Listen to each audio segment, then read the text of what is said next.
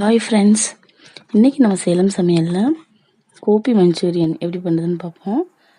அதுக்கு முன்னாடி இன்னும் நீங்கள் நம்ம சேனல் சப்ஸ்கிரைப் பண்ண வந்தீங்கன்னா சப்ஸ்கிரைப் பட்டன் அழுத்திட்டு பக்கத்தில் இருக்க பெல் பட்டன் அழுத்திடுங்க. வாங்க வீடியோக்குள்ளே போகலாம். காலிஃப்ளவர் நான் 2 பூ எடுத்து வச்சுருக்கேன். நீங்கள் எவ்வளோ தேவையோ அதை எடுத்துக்கலாம். இந்த மாதிரி க்ளீன் பண்ணி வச்சுருக்கேன்.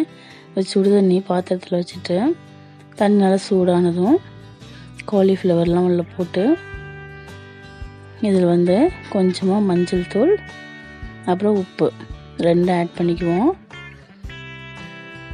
மஞ்சள் தூள்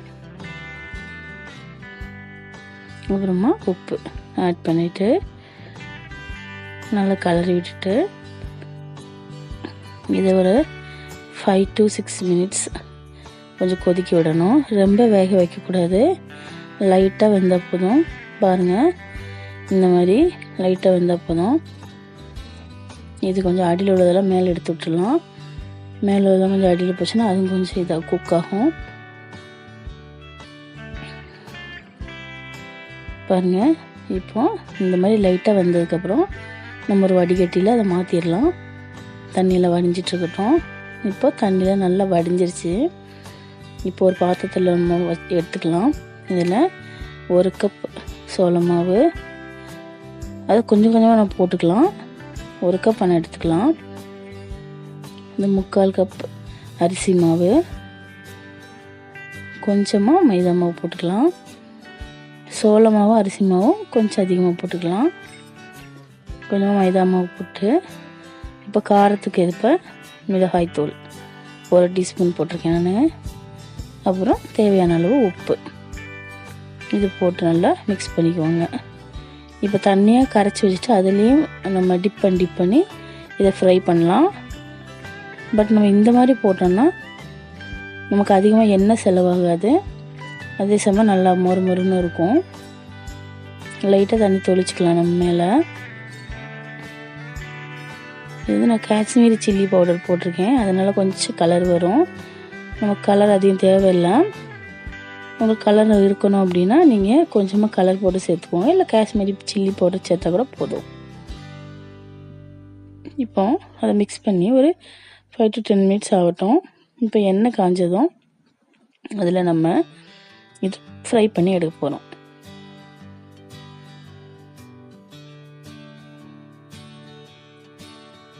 எண்ணெய் நல்லா காஞ்சதும் எல்லாம் போட்டுக்கலாம்.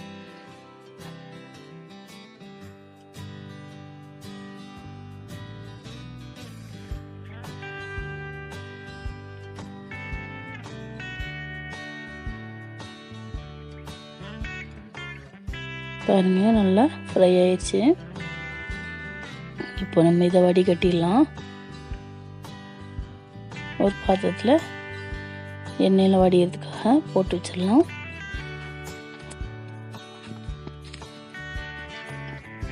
இப்போ அதே கடாயில் ஒரு பச்சை மிளகா, கொஞ்சமாக நறுக்கி வச்சிருக்கிற இஞ்சி,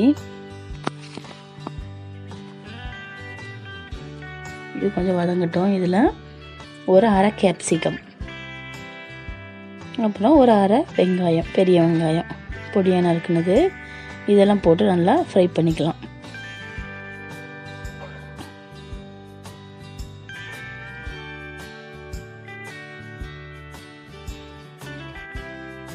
இப்போ தேவையான அளவு உப்பு போட்டுக்கலாம். உப்பு பார்த்துட்டு போட்டுக்கோங்க. ஏன்னா அதுலேயும் நம்ம உப்பு போட்டிருக்கோம். இன்னும் கொஞ்சமாக போட்டுக்கோங்க. இப்போ சில்லி சாஸ்லாம் கொஞ்சம் நம்ம ஆட் பண்ணிக்கலாம். சில்லி சாஸ், அப்புறம் பிளாக் சோயா சாஸ், அப்புறம் டொமேட்டோ கெச்சப். இது வினிகர் உங்களுக்கு ஆப்ஷன் தான். வேணும்னா நீங்கள் ஆட் பண்ணிக்கலாம்.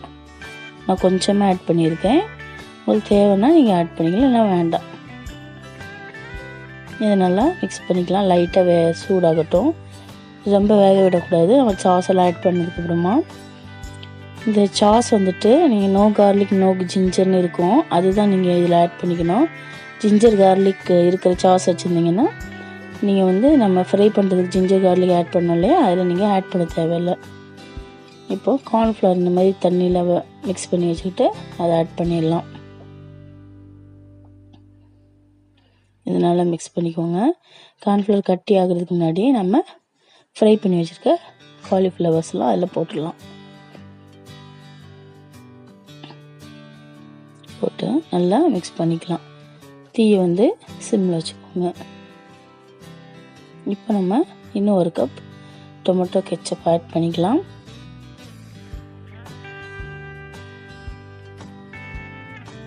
உப்பு மட்டும் பார்த்துட்டு as per டேஸ்ட்க்கு வந்து நீங்கள் ஆட் பண்ணிக்கலாம். இப்போ அட் லாஸ்ட்டாக கொத்தமல்லி தூவி மிக்ஸ் பண்ணிடலாம். பாருங்கள், நம்மளோட சுவையான காலிஃப்ளவர் ரெடி ஆயிடுச்சு. இது வந்து நம்ம ஒரு பாத்திரத்தில் மாற்றிடலாம். சூடாக சாப்பிட்லாம், நல்லா டேஸ்ட்டாக இருக்கும்.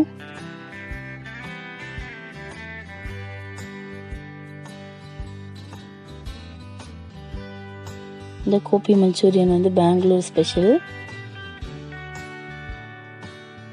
பாருங்கள், நம்மளோட சுவையான காலிஃப்ளவர் ரெடி ஆயிடுச்சு, கோபி மஞ்சூரியன். இது உங்கள் வீட்டில் நீங்களும் ட்ரை பண்ணி பாருங்கள். இந்த வீடியோ பிடிச்சிருந்துச்சுன்னா லைக் பண்ணுங்கள், கமெண்ட் பண்ணுங்கள், மறக்காமல் சப்ஸ்கிரைப் பண்ணுங்கள். தேங்க்யூ.